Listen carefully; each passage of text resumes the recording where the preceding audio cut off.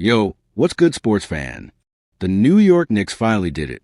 After 53 long years, the Knicks brought the NBA championship back to New York. But what happened next? Man, the city absolutely lost it. We're talking buses on fire, shootings, stabbings, police injuries, smashed vehicles, and dozens of arrests. This wasn't just a celebration. It turned into one of the wildest championship nights New York has seen in decades. And wait until you hear what city leaders had to say after the chaos. Stay locked in because this story gets crazier by the minute. The city erupts. The moment the final buzzer sounded, fans poured out of bars, apartments, restaurants, watch parties, and Madison Square Garden. Thousands flooded the streets. People were chanting, "Knicks in 5." Fireworks filled the sky. Cars were honking. Fans were dancing in the streets. For many New Yorkers, this was a once-in-a-generation moment. Some fans had literally waited their entire lives to see this happen. But then, the celebration started getting out of control. Things turned ugly. According to the NYPD, crowds stretched across Midtown Manhattan and grew into the tens of thousands.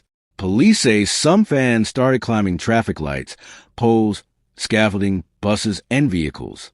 Roads became completely blocked. Large fights broke out. And then the real chaos started. 5 buses destroyed.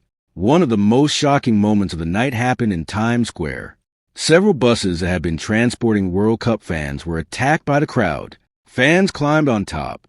They smashed windows, ripped off mirrors, damaged body panels. And then, one bus was set completely on fire. Authorities later confirmed that 5 buses were either burned or heavily destroyed. Video footage spread across social media showing flames shooting into the night sky while crowds celebrated around the burning vehicles. Crazy work. People were hurt. Sadly, the night wasn't just about property damage. Authorities reported Small Blue Diamond, a 17-year-old teenager, was shot in the foot. Small Blue Diamond 4 separate stabbing incidents were reported. Small Blue Diamond 10 NYPD officers suffered injuries while trying to control the crowds. Some officers were reportedly punched, struck with bottles, and assaulted while responding to the unrest. This wasn't just rowdy celebrating anymore. This had become a major public safety situation. The damage keeps growing. Investigators say multiple police vehicles were damaged. Windshields were smashed. Cars were vandalized. Public property was destroyed. Traffic across parts of Manhattan was brought to a standstill for hours.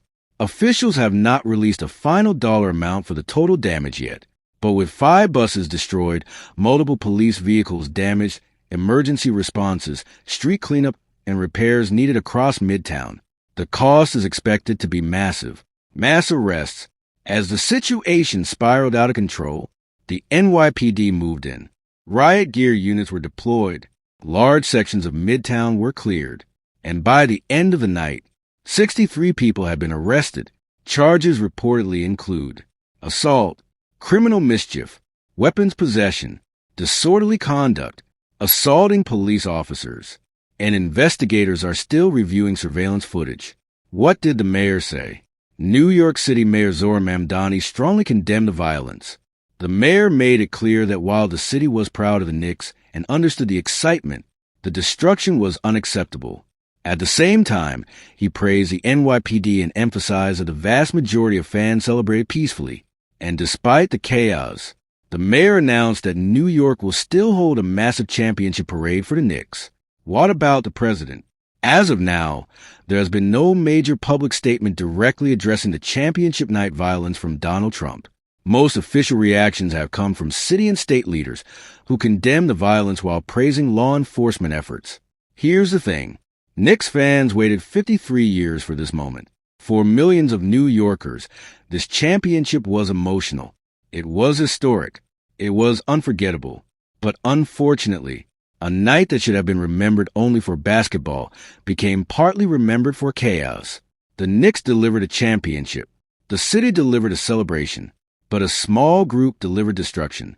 Now the big question is, will New York's championship parade be a legendary celebration? Or will authorities be forced to tighten security after what happened this weekend? Drop your thoughts in the comments. Did the city go too far? Or was this just what happens when a fan base waits 53 years for a title? Fire Trophy Statue of Liberty basketball.